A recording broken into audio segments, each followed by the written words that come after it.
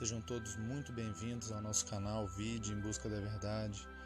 Hoje estaremos dando sequência à nossa série de estudos bíblicos, que o Eterno possa nos abençoar, que possamos aprofundar ainda mais o nosso conhecimento da Sua Palavra. Este estudo do nível 1, o qual nós chamamos de nível básico, ele tem como tema a criação. O tema criação ele dá sequência no tema que nós vimos no outro estudo sobre Bíblia, a palavra criativa de Deus. Leamos o verso áureo do nosso estudo de hoje, que se encontra em Gênesis capítulo 2, no verso 1. Assim terminou a criação do céu e a terra e de tudo o que neles há. Esse verso ele demonstra todo o poder do Criador eterno. Ali quando, enfim, tudo está terminado, a sua obra perfeita, já no 7º dia, onde depois ele descansou, toda a perfeição daquilo que ele criara. A primeira pergunta do estudo de hoje, meus irmãos, ela diz, por quem foram criados os céus e a terra, A resposta encontra-se em Gênesis, logo no primeiro verso da Bíblia. No princípio criou Deus os céus e a terra. Então a resposta óbvia, claro que para aqueles que creem nas Escrituras Sagradas, os céus e a terra foram criados por Deus, o Pai. Quem estava com Deus antes de que tudo existisse? Lá em Provérbios capítulo 8 nós vemos a resposta. Eu, a sabedoria, habito com a prudência e acho a ciência dos conselhos. O Senhor me possuía no início de sua obra, antes de suas obras mais antigas. Desde a eternidade fui estabelecida, desde o princípio, antes do começo da terra, antes de haver abismos, fui gerada. Então a resposta é a sabedoria. Ela existia com Deus desde o início. Vamos para a nossa próxima pergunta. Número 3, Quem é então a sabedoria que estava com o Criador desde o início? Lá em 1 Coríntios, capítulo 1, verso 24, nós temos a resposta. Mas, para os que são chamados, tanto judeus como gregos, lhes pregamos a Cristo, poder de Deus e sabedoria de Deus. Então, meus amados, a resposta é que Cristo, nosso Salvador, Yahushua, é a sabedoria de Deus, e Ele estava com o Pai desde o início, antes da fundação da terra e de todo o universo. Ele estava ali com o Criador eterno. A pergunta número 4 diz, o que Jesus, Yahushua, é de Deus? A resposta é lá em João 3,16, um dos versos mais conhecidos da Escritura.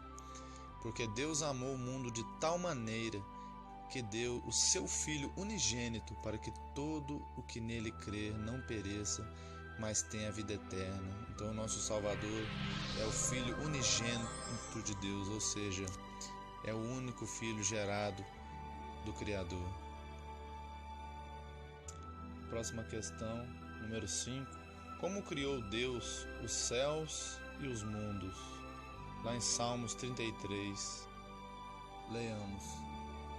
Os céus por sua palavra se fizeram, e pelo sopro de sua boca o exército deles. Pois ele falou, e tudo se fez. Ele ordenou, e tudo passou a existir. Então, todas as coisas que foram criadas, elas foram criadas pela palavra de Deus. A palavra é tão poderosa que ela gera vida. Por isso que hoje nós devemos dar tanta importância para as Escrituras Sagradas, que são a palavra de Deus, Ela tem sim poder para mudar vidas, para mudar a nossa vida. A questão número 6, ela vai um pouco mais profundo. Ela diz, por intermédio de quem criou Deus todas as coisas. Nós temos várias passagens na Bíblia, mas vamos ficar com 2 por enquanto. Colossenses 1,16 e João 1,3. Pois nele, Jesus, foram criadas todas as coisas nos céus e sobre a terra, as visíveis e as invisíveis, sejam tronos, sejam soberanias, quer principados, quer potestades. Tudo foi criado por meio dele e para ele. Todas as coisas foram feitas por ele, e sem ele, nada do que foi feito se fez. Tem uma nota, meus amados, que diz: o Pai e o Filho atuaram juntos na obra da criação. Sempre foi o propósito de Deus que o homem fosse feliz. Por isso coroou a obra da criação com tanta beleza. Então nós podemos dizer, meus amados, que Deus foi o Criador, mas o nosso Salvador amado, ele foi o coautor da criação com o Pai. Ele estava ali com o Pai participando de todas as belezas que Deus criara. Então a resposta é que Deus criou por intermédio de Jesus, de Yahushua, todas as coisas, né? Não só a Terra, mas todo o universo, né? Todos os outros mundos também que existem. A pergunta número 7, ela diz: como Cristo mantém todas as coisas? Lá em Hebreus, no capítulo 1, versos 2 e 3, diz: nestes últimos dias nos falou pelo Filho, a quem constituiu o herdeiro de todas as coisas, pelo qual também fez o universo. Ele é o resplendor da sua glória e a expressão exata do seu ser, sustentando todas as coisas pela palavra do seu poder. Então, nós vemos lá em Hebreus que a resposta é que Cristo mantém todas as coisas pela palavra de seu poder. Aleluia. Interessante o que diz em Jeremias 23, né? Não é a minha palavra como fogo? Pergunta o Senhor, e como um martelo que despedaça a rocha? Mais uma prova, né, do grande poder do Senhor, da sua palavra, uma palavra que jamais volta vazia, né? A questão número 8, ela diz: o que se pode perceber através das coisas criadas nos céus e na terra? Alguns versos, né, podem nos ajudar a entender. Isaías 40, 26: levantai ao alto os olhos e vede, quem criou estas coisas? Aquele que faz sair o seu exército de estrelas, todas bem contadas, as quais ele chama pelo nome, por ser ele grande em força e forte em poder, nenhuma só vem a faltar. Salmos 19 nos diz que os céus proclamam a glória de Deus e o firmamento anuncia as obras das suas mãos. Aleluias. Então, as coisas criadas nos céus e na terra, elas revelam a grandeza e o poder de Deus. Só um ser com infinito poder, com infinita glória e majestade poderia fazer uma criação tão perfeita. Nós podemos olhar aí a natureza, o universo, as estrelas, né, os planetas, tantas coisas aí que o homem ainda não conseguiu alcançar, né? Está longe ainda da nossa imaginação. Para que Deus criou a Terra, né? É uma pergunta interessante. Leiamos lá em Isaías 45, 18.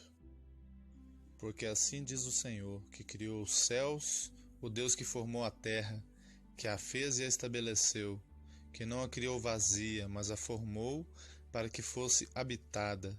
Eu sou o Senhor e não há outro. Então nós vemos que Deus criou a terra e a fez bela, para tornar mais feliz o lugar de nossa habitação. Ele criou para o ser humano, para o homem, aproveitar, né, as delícias da terra, as belezas, né, que ele criara. Na próxima pergunta vamos entender um pouco como é que foi o processo, né, da criação diário pela palavra de Deus. Lá em Gênesis capítulo 1, capítulo 2, nós vemos que no primeiro dia, né, Deus disse: haja luz e houve luz. Depois Deus estabeleceu o firmamento da terra, separou a parte seca, a parte da vegetação. Ele criou as potências do céu, o sol, a lua, as estrelas. Depois ele criou aves, animais marinhos. Depois ele criou as feras da terra, né, os animais. Ele criou depois o homem, a sua imagem, sua semelhança. E ao final de tudo, no sétimo dia, ele abençoou aquele santo dia e descansou.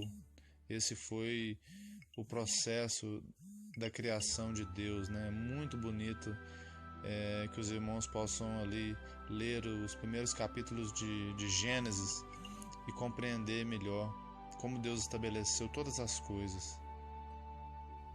Pergunta número 11, ela diz: qual era a condição do homem quando foi criado? Em Gênesis capítulo 1, verso 26, em Hebreus 2, 7 e 8, nos diz: também disse Deus: façamos o homem à nossa imagem, conforme a nossa semelhança.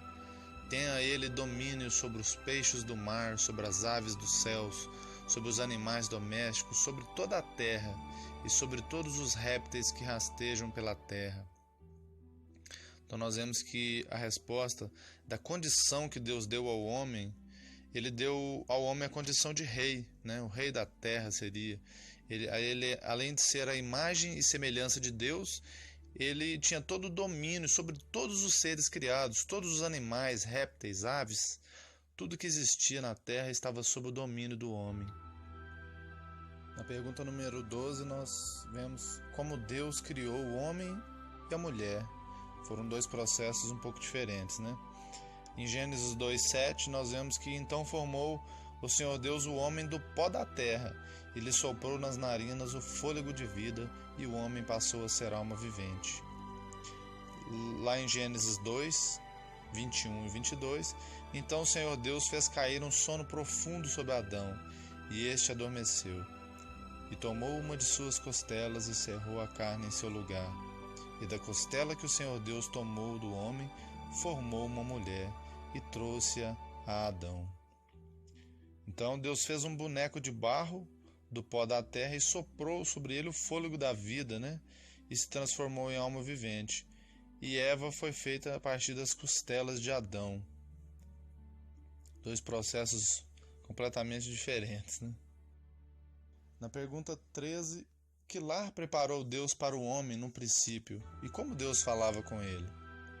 Gênesis 2, de 8 a 15, diz que plantou o Senhor Deus um jardim no Éden, na direção do Oriente, e pôs nele o homem que havia formado.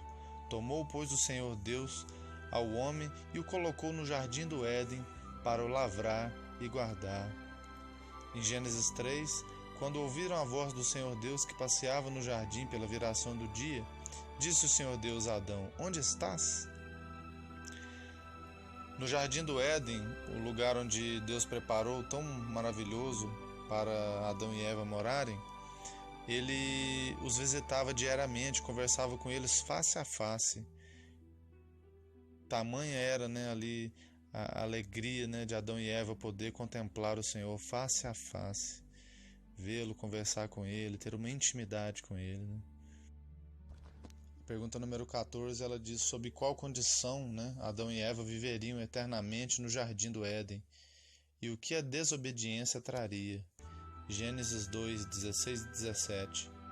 E o Senhor Deus lhe deu esta ordem: de toda a árvore do jardim comerás livremente, mas da árvore do conhecimento do bem e do mal não comerás, porque no dia em que dela comerdes, certamente morrerás. Deus deu uma instrução muito bem clara, né, para Adão e Eva, e infelizmente a desobediência ela trouxe morte. Então a condição para que eles vivessem em perfeita harmonia ali no jardim do Éden eternamente era de perfeita obediência à vontade de Deus, né? E a desobediência traria a morte, né? E realmente trouxe. Mas no nosso próximo estudo nós veremos que Deus tinha um plano maravilhoso para a salvação do homem, né? Embora o homem tivesse desobedecido, Deus já tinha traçado ali o plano de resgate. No fim deste nosso estudo, deixamos um apelo. Você deseja conhecer cada dia mais o nosso Criador e adorá-lo e honrá-lo em sua vida? Amados, isso parece uma pergunta um pouco clichê, mas é algo muito importante. É uma questão de vida ou morte realmente. Deus nos disponibiliza hoje a salvação, está tão fácil na nossa frente e muitos têm rejeitado as promessas de Deus. Valorize a palavra, amados, valorize a salvação, valorize o sacrifício do Salvador na cruz. Não perca a oportunidade.